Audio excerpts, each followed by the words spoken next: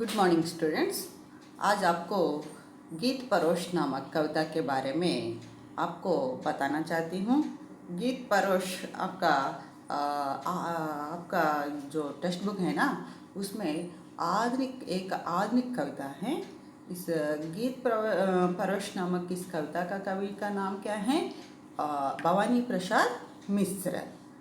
अब आपको पहले भवानी प्रसाद मैंने गीत परुष के इस कविता के बारे में आपको बताने के पहले मैंने उस कविता का सारांश को वर्णन करने के पहले आपको पहले भवानी प्रसाद मिश्र के व्यक्तित्व और कृतित्व के बारे में आपको पहले मैं बताती हूँ। व्यक्तित्व माने क्या है, कृतित्व माने क्या है। व्यक्तित्व माने क्या है, उसका स्वभाव क्या है, उसका स्वभाव क्या है। उस स्वभाव के आधार पर उसका रचनाएं माने, क्योंकि उसके स्वभाव से हमें उसका स्वभाव मालूम पड़ती है, तो हम उसके माने हमारे स्वभाव के अनुसार भी हमारे रचनाएं भी रहते हैं।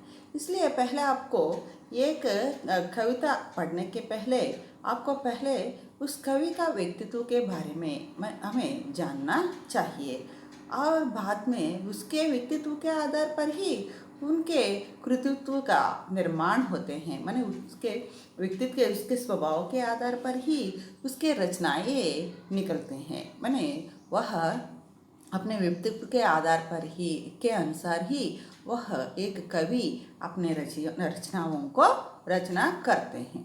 इसलिए आपको पहले किसी कविता को पढ़ने के पहले आपको क्या करना है, आपको उस कवि का व्यक्तित्व के बारे में आपको जानना पड़ता है। यह व्यक्तित्व में पहला क्या बता सकते हैं। माने गीत परोश कविता का कवि कौन है, उस कवि का स्वभाव क्या है, वह कहाँ के व्यक्ति थे, किस प्रदेश के व्यक्ति थे, वह किस में महत्वपूर्ण है, ये सब आपको जानना पड़ता है। इससे प्रस्तुत कविता एक गीत परोश का कविता का कवि का नाम क्या है? भवानी प्रसाद मिश्र। भवानी प्रसाद मिश्र ये तो आधुनिक काल के कवि थे। आपको मालूम है हिंदी साहित्य के इतिहास को रामचंद्र शुक्ल ने कितने कालों में विभाजित किया है? आप इसके पहले पार्ट में आपको मालूम हुआ ना। हिंदी साहित्य के इतिहास को रामचंद्र शुक्ल ने 4 काल विभागों में विभाजित किया गया है। वे क्या हैं? आदिकाल, भक्तिकाल, रीतिकाल और आधुनिक काल। आपको मालूम है जिस काल में जिस कवि हैं, ये जिस काल में मैंने उदाहरण के लिए कबीरदास हैं। कबीरदास किस काल का कवि हैं? भक्ति काल के ज्ञानाश्रय सागर के कवि थे। उसी प्रकार बिहारी किस काल का कवि हैं? बिहारी रीति काल के कवि हैं। इसी प्रकार हम इस भवानी प्रसाद मिश्र को लेते हैं तो ये तो आधुनिक काल के कवि और लेखक थे। कवि माने कौन है? कविता लिखने वाले को कवि कहते हैं। लेखक किसको कहते हैं? जो गद्य रचनाएं करते हैं उसे लेखक कहते हैं। इस प्रकार आधुनिक काल के ये प्रसिद्ध कवि और लेखक थे यह भवानी प्रसाद मिश्र। वे तो मूलतः दूसरे तार सप्ताह के प्रथम कवि के रूप में चिरस्मरणीय हैं। दूसरे तार सप्ताह, इस सप्ताह के आपको अगला क्लास में दूसरा तार सप्ताह के बारे में बताती हूँ। इसलिए आप याद रखिए, ये तो दूसरे तार सप्ताह के प्रथम कवि के रूप में ये तो चिरस्मरणीय थे। अब उनका व्यक्तित्व, अब उनका जन्म के बारे में देख लेंगे, जन्म और शिक्षा के बारे में। ये गांधीवादी विचारक भवानी प्रसाद मिश्र का जन्म 29 मार्च 1913 में मध्य प्रदेश के होशंगाबाद जिले के टिगरिया नामक गांव में हुआ था। गांधीवादी विचारक माने ये तो गांधी से बहुत प्रभावित हुआ था। महात्मा गांधी जी के स्वभाव से बहुत प्रभाव थे। उनका स्वभाव का प्रभाव, गांधी जी का स्वभाव का प्रभाव इन पर पड़ा था। ये तो इनका जन्म कब हुआ था? 29 मार्च 1913 में मध्य प्रदेश में होशंगाबाद जिले के टिगरिया नामक गांव में हुआ था। उनकी शिक्षा क्रमशः नरसिम्हापुर, होशंगाबाद और जबलपुर में हुई। उन्होंने हिंदी, अंग्रेजी और संस्कृत लेकर बीए पास किया। आप गांधीवादी विचारधारा के अनन्य उपासक थे। गांधीवादी विचारधारा के अनन्य उपासक थे माने गांधी जी के जो स्वभाव हैं, जो विचार हैं, उन विचारों से वे प्रभावित थे। ये प्रभावित होकर वे स्वतंत्र संग्राम में भी भाग लिया। ये तो मैंने गांधी जी से उसे उतना इनको मैंने गांधी जी के विचारों से उतना प्रभावित थे ये तो। और और स्वतंत्र संग्राम में भागीदार और पद और वे तो गांधीवादी से प्रभावित से असहयोग आंदोलन में भाग लेने के कारण आपको 3 वर्ष जेल की सजा भी भोगना पड़ा। आपको बता दिया ना, ये गांधीवादी से प्रभावित थे। इसलिए गांधीवाद से प्रभावित होकर देश के लिए वे आज़ादी के लिए जो संग्राम आज़ादी के लिए ये भी सजा भोग लिया। माने आज़ादी के लिए ये भी प्रयत्न किया था। जो गांधी जी से मिलकर जो लोग आज़ादी पाने के लिए अंग्रेज लोगों से जो युद्ध किया था, जो अहिंसा का युद्ध किया था, उसी युद्ध में ये भी भाग लिया। उसी समय ये असहयोग आंदोलन में भाग लेने के कारण आपको जेल भी जाना पड़ा। जेल में 3 साल उनको जेल की सजा भी भोगना पड़ा। आज़ादी के बाद सिनेमा, संवाद लेखन और आकाशवाणी केंद्र दिल्ली आदि विभिन्न जगहों पर काम किए।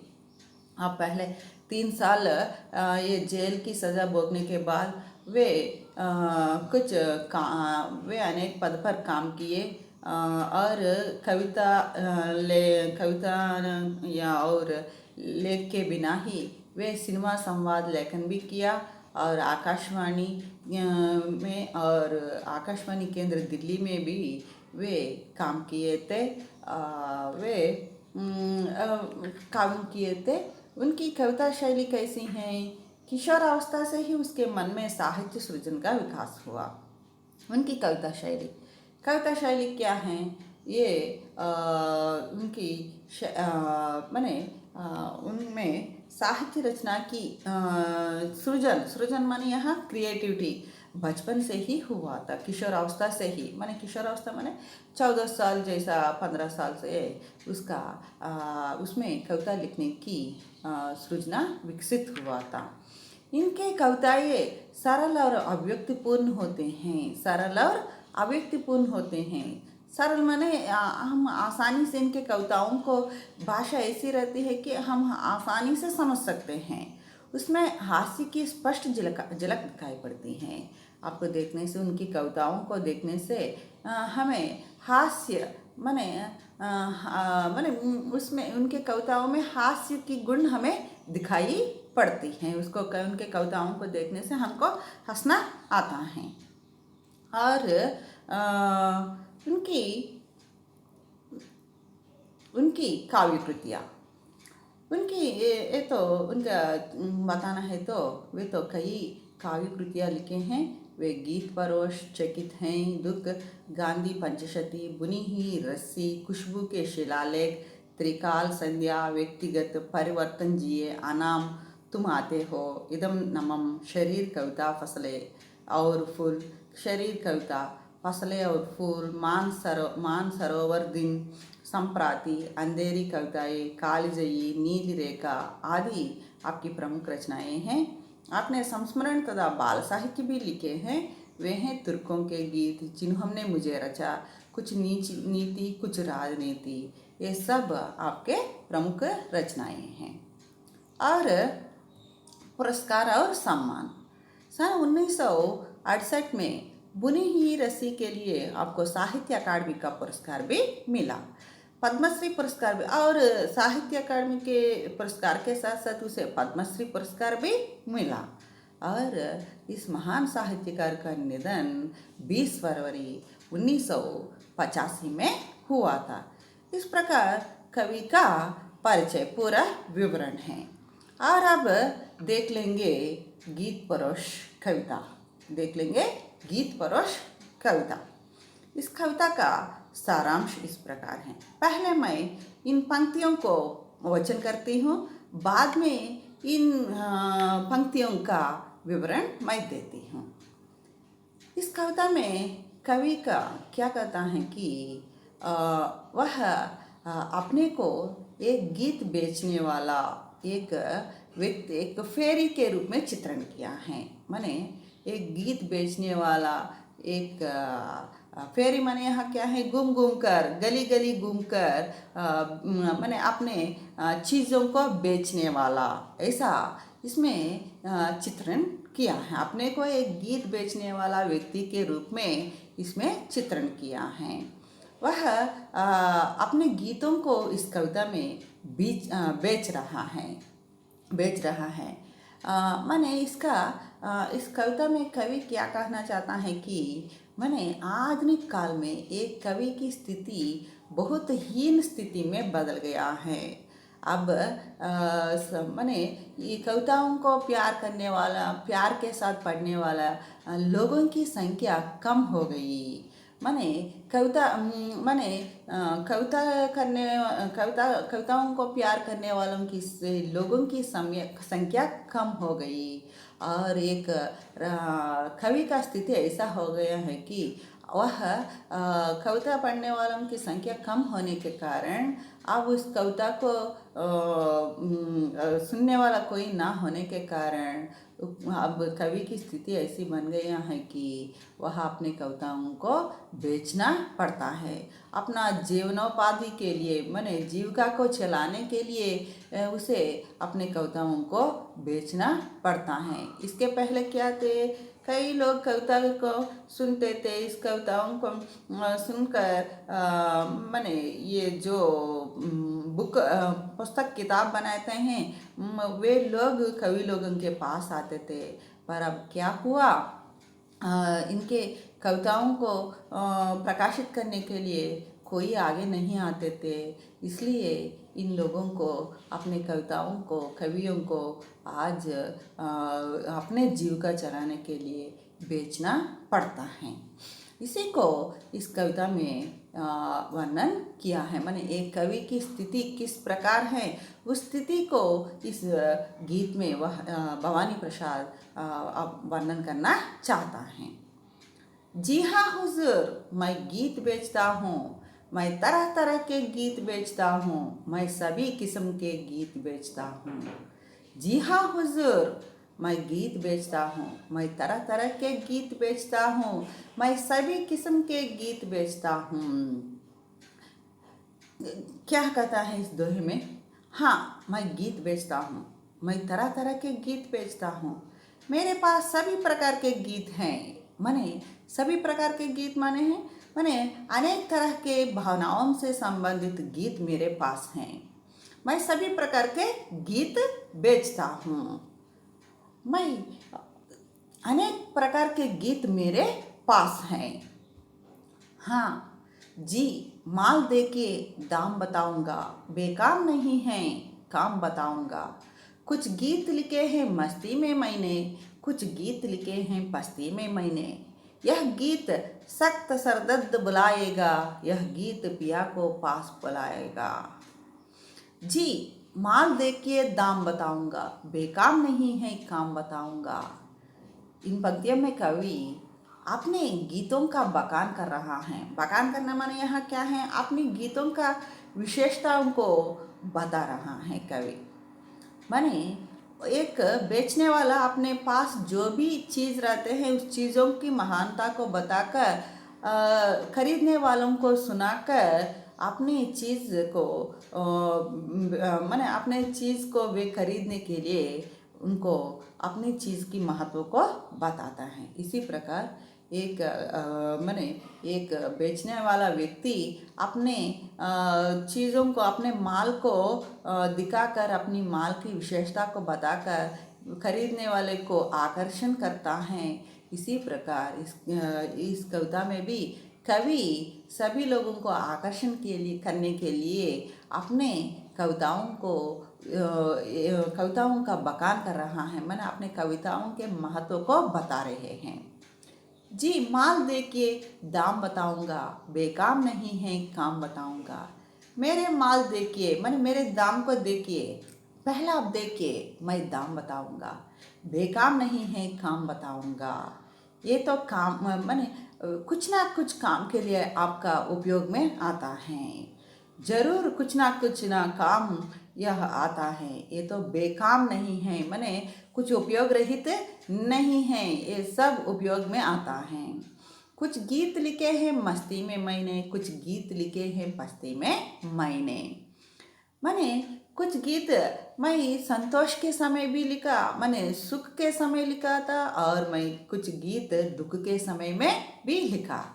मैं हर स्थितियों में भी ये गीत लिखा। मैंने जो मस्ती में लिखा था, जो सुख के समय लिखा था, मैंने आनंद के गीत लिखे थे, कुछ दुख के गीत भी मैं लिखा था। यह गीत सख्त दर्द सरदर्द बुलाएगा, यह गीत पिया को भी पास बुलाएगा। यह गीत सख्त सरदर्द को भी बुलाएगा। सख्त माने क्या है यहाँ? कठिन, कठिन से कठिन सरदर्द को भी मेरे गीत बुलाएगा। यह गीत पिया को भी पास बुलाएगा। माने यह क्या है? पिया को भी, या प्रिया या प्रीतम को भी, दूर ही ये प्रिया प्रीतम को भी ये मेरे गीत पास को बुला सकते हैं। मैंने प्रिया और प्रीतम को भी मिला सकता है मेरे गीत। गीत बीच जी, पहले कुछ दिन शर्म लगी मुझको, पर पीछे पीछे अगल जगी मुझको। जी, लोगों ने तो बेच दिए ईमान, जी आप ना हो सुनकर ज़्यादा हैरान। मैं सोच समझ कर आखिर अपने गीत बेचता हूँ, मैं तरह तरह के गीत बेचता हूँ, मैं किस्म किस्म के गीत बेचता हूँ। जी, पहले कुछ दिन शर्म लगी मुझको, पर पीछे पीछे अकल जगी मुझको। माने गीत बेचना शर्म की बात है। माने यहाँ क्या है? कवि को अपना स्व अनुभूत को, माने ये कविता कब करता है, कविता कब रचना करते हैं? अगर कोई व्यक्ति माने प्रभावित, आपने जो उसमें जो क्रिएटिविटी आता है, उस क्रिएटिविटी को लिख कर कविताओं के रूप में लिखता है। माने अपने जो प्रभावित होता है, जो बाहरी संसार से जो प्रभावित होता है, उस प्रभावित के आधार पर वह क्या करता है? कविताओं को लिखता है। माने यह अपने स्व अनुभूतों को वह कविताओं के रूप में लिखता है। ऐसा स्व अनुभूतों को बेचना शर्म की बात है। पर बाद में मालूम हुई, मेरे को ज्ञान हुई, मेरे को समझ में आया, क्या लोगों ने तो बेच दिए ईमान, जी आप ना हो सुनकर ज़्यादा हैरान। माने अब कई लोगों ने अपने ये चीज़ों को बेचने के लिए, या तो आज संसार में लोग ऐसा बन गया है कि स्वार्थ और दुराशा में पड़कर अपने ईमान को ही, अपने धर्म को ही, अपने रिश्ता को बेच रहे हैं।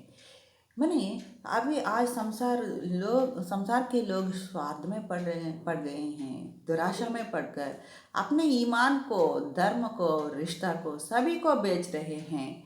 क्या ये मेरा काम गलत है क्या?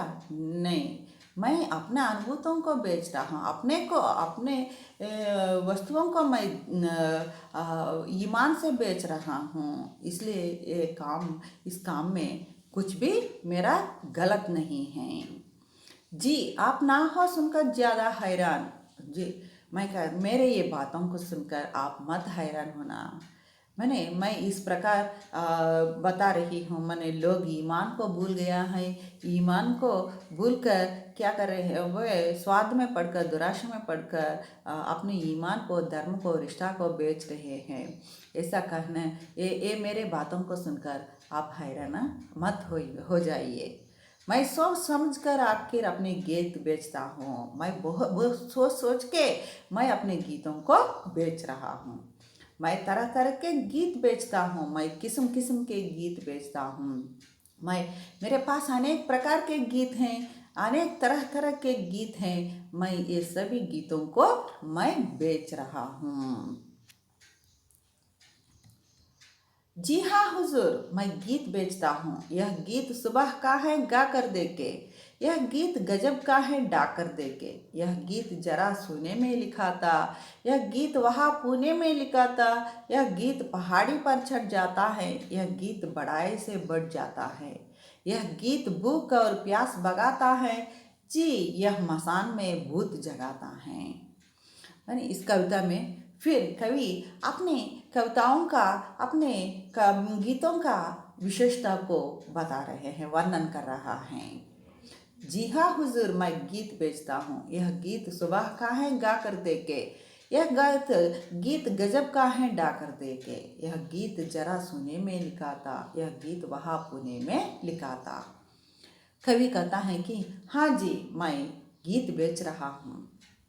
ये मेरे गीत आप सुबह गा सकते हैं।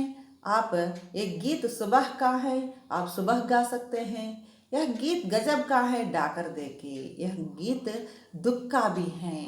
अगर आप पढ़े तो वेदना का भी अनुभव कर सकते हैं।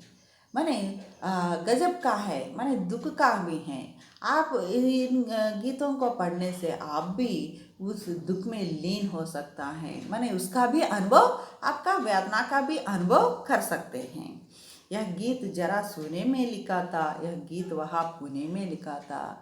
मैं सुने में एक शून्य प्रदेश में बैठकर मैं लिखा था, शून्य में बैठकर लिखा था। और पुणे में बैठकर, पूना में भी ये वहाँ पुणे में लिखा था, मैं पुणे में ये गीत लिखा था। यह गीत पहाड़ी पर चढ़ जाता है, यह गीत बड़ाई से बढ़ जाता है। माने ये मेरे गीतों को कहीं भी ले जा सकते हैं। पहाड़ी पर पहाड़ पर चढ़ने वालों के साथ चढ़ सकता है और आगे बढ़ने वालों के साथ आगे भी बढ़ा सकता है। यह गीत भूख और प्यास भगाता है, यह गीत भूख और प्यास भगाता है। ये मेरे गीत में इतना महानता है कि भूख और प्यास को भी दूर कर सकता है। यह मसान में भूत जगाता है, मसान में माने स्मशान में के भूत को भी ये मेरे गीत जगा सकता है। इतना महान गीत है मेरे, ये गीत इतना महान गीत है। यह गीत बवाली की है हवा हुजूर, यह गीत तपेदिक की है दवा हुजूर। यह सीधे साधे और अटपटे गीत बेचता हूँ। जी हाँ हुजूर, मैं गीत बेचता हूँ। मैं तरह तरह के गीत बेचता हूँ, मैं किस्म किस्म के गीत बेचता हूँ।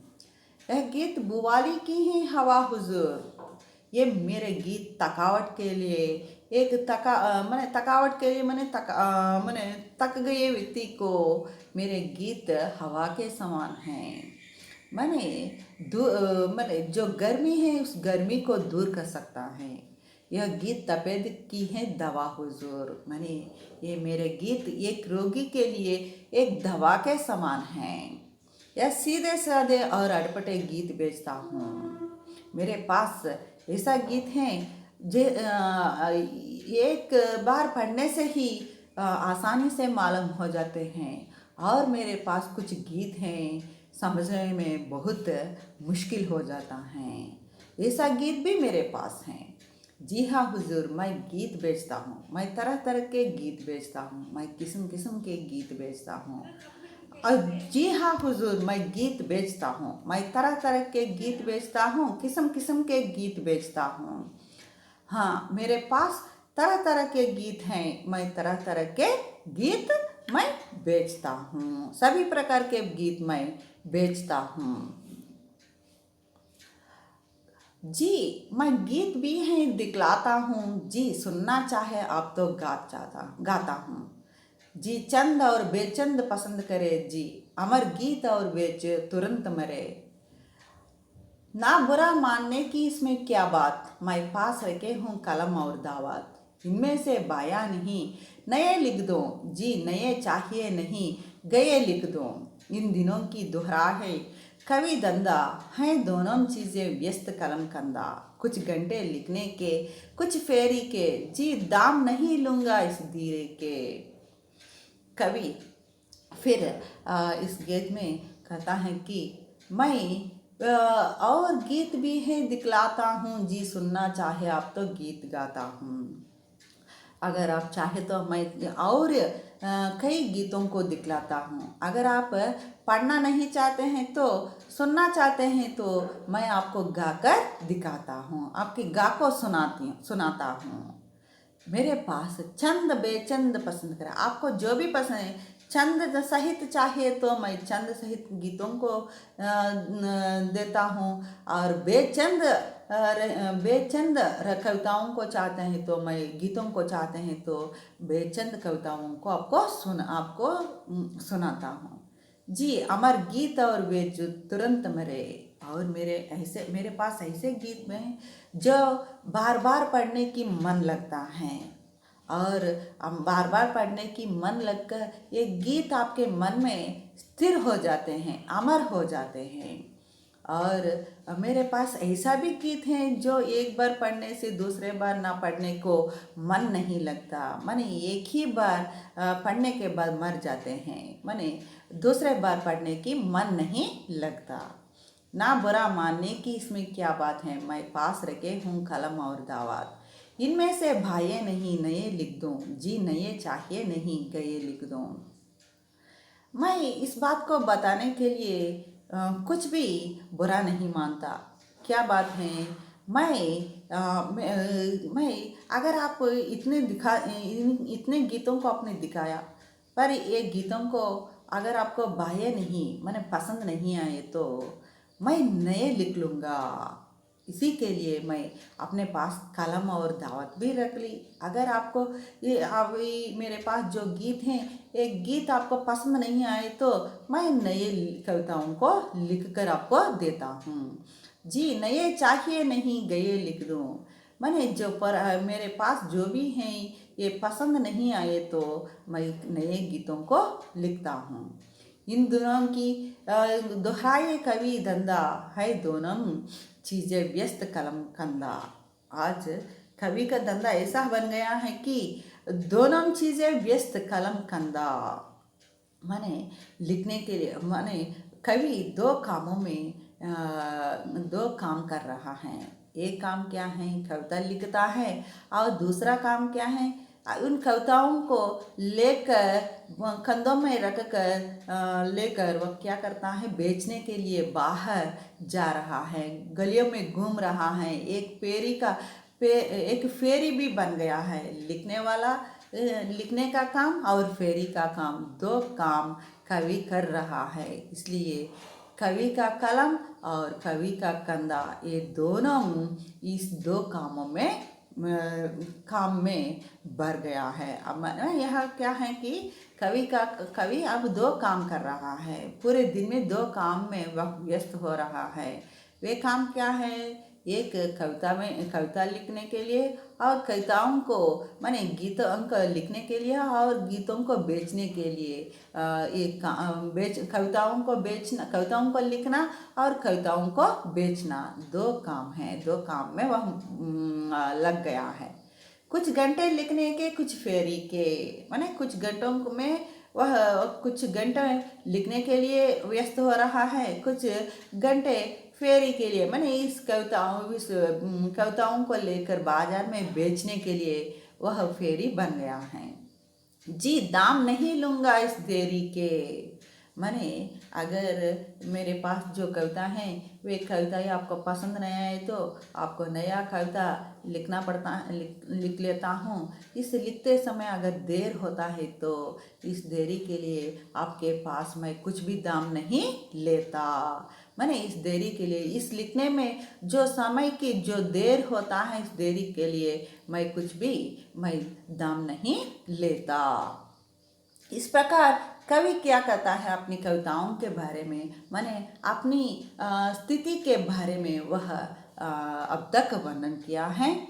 मैं नए पुराने सभी तरह के गीत बेचता हूँ, जी हाँ हुजूर मैं गीत बेचता हूँ, मैं तरह तरह के गीत बेचता हूँ, मैं किस्म किस्म के गीत बेचता हूँ। मेरे पास सभी प्रकार के गीत हैं, नए पुराने सभी प्रकार के गीत है। दुख का है, सुख का है, नया है, पुराना है। आप जो भी चाहते हैं सभी प्रकार के गीत मेरे पास हैं। मैं सभी प्रकार के गीत मैं बेचता हूँ। जी, गीत जन्म का लिखूं मरण का लिखूं, जी गीत जीत का लिखूं शरण का लिखूं।